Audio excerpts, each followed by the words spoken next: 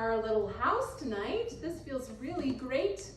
My name is Ada Fitzgerald. I am the proprietor here at Main Street Books and am honored that the Lake Norman Writers reached out a few weeks ago to say, can we put together a Hurricane Helene relief reading? And I said yes immediately, because as soon as we understood the gravity of the situation, we've been trying to help in as many ways as we can, and the more that we have, I think the greater the impact and really just the healing for those of us here as well, I think happens,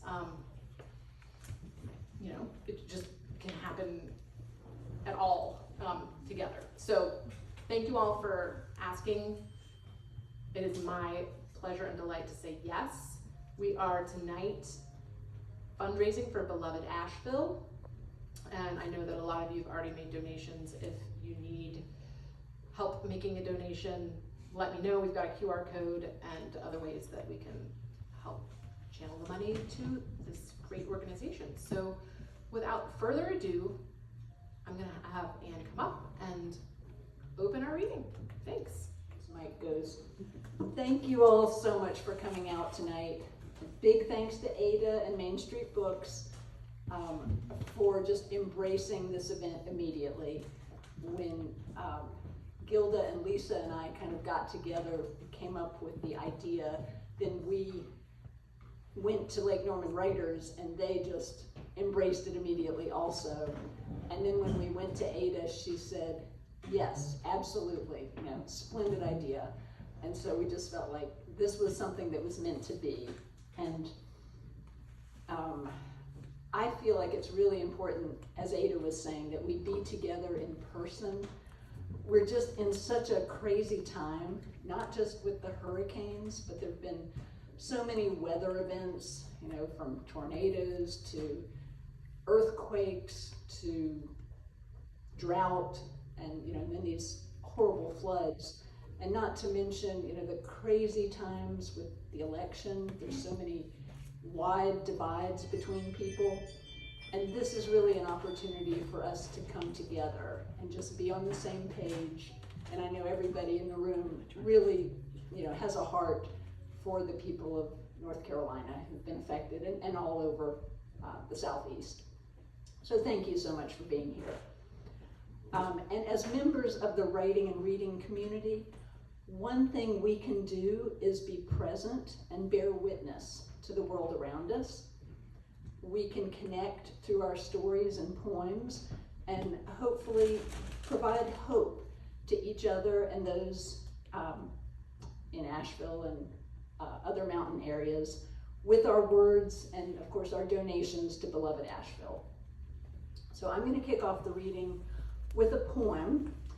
The year I was born, Hurricane Donna crossed the state of Florida, where my family lived, did a lot of damage there, and it also happened to bump into North Carolina, Morehead City, where my family happened to move 15 years later. So we were in two places that Hurricane Donna dealt with. And Hurricane Donna is from my collection of the beach poems. Hurricane Donna. Conceived in the womb of the Sahara, where desert winds rose, she created undulations off the coast of Africa in the fertile season of September. You were born in the middle of a hurricane, Mom always said. Mother desert, father ocean, a funnel of warm, wet air churning across the Atlantic horse latitudes, turning with the spin of the earth. Two huge oaks gusted down on either side of the drive, blocking the way to the hospital. Newscasters called the storm Deadly Donna. I never worried, my mother said, low pressure rising and swollen with child. I knew your father could handle it. A blind trust, the kind that blew her in the middle of a war from her New York home across the country to the coast of Washington, spun her to Daddy's home state of Florida, ricocheted the family to the tropics, then boomeranged us back to a little town on the cusp of North Carolina known for attracting hurricanes, where the winds of the storm that had birthed me hit land again before swirling out to sea. Now I'm going to pass the mic to Gilda Marie Syverson. As I begin this, I'm going to read to you a woman by the name of Dawn Wilson, who lives in Black Mountain, and she was the daughter of our neighbors, our dear neighbors who passed away. And she wrote this on one of my Facebook posts. I'm mostly experiencing inconvenience, doing everything I can to help others. We are overflowing with donations, so your idea of sending money is a very good one. People are organizing to build tiny houses and other shelters to get people through the winter. The amount of help is astonishing. Everyone is so grateful. And I received this on October 16th, soon after the storm. And I was just so touched by people are organized to build tiny houses and other shelters to get people through the winter. And so I have a poem.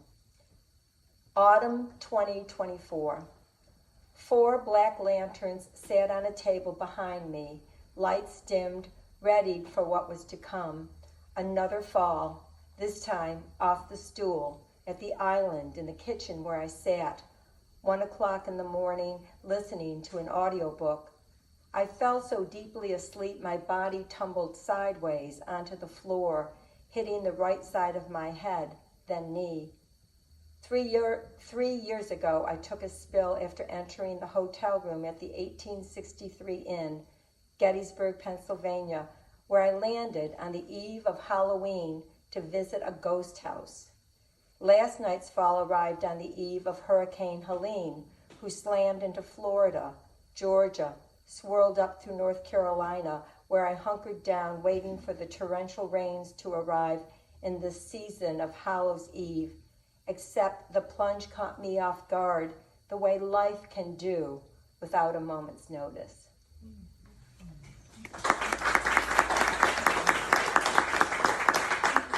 My name is Lisa Williams Klein from Lake Norman Writers, a group that I love.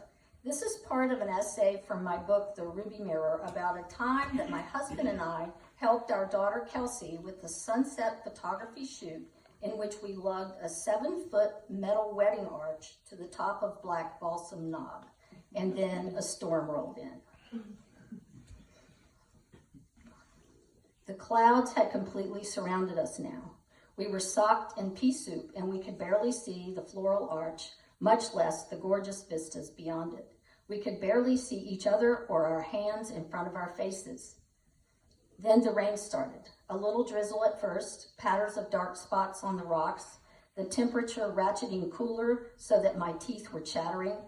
Still, no Kelsey, no bride and groom. We tried to call and text Kelsey, but the phone service was poor, and we kept getting not delivered messages.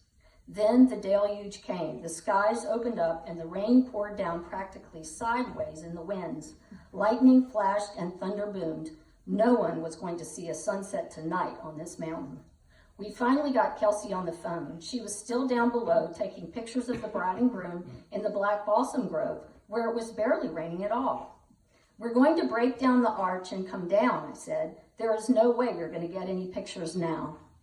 Soaked to the skin, Jeff and I began tearing the flowers off the arch.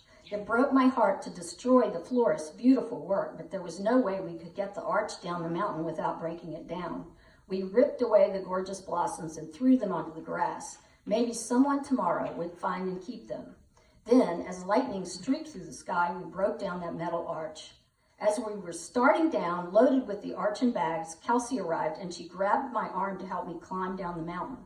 The rain was coming so hard there were rivulets of water in the path we climbed up, so we were wading in ankle-deep water all the way down. The rain on my glasses completely obscured my vision. I couldn't see my feet. Kelsey was practically dragging me down the mountain, her hand firmly clasping my elbow. "Keep going, Mom, keep going."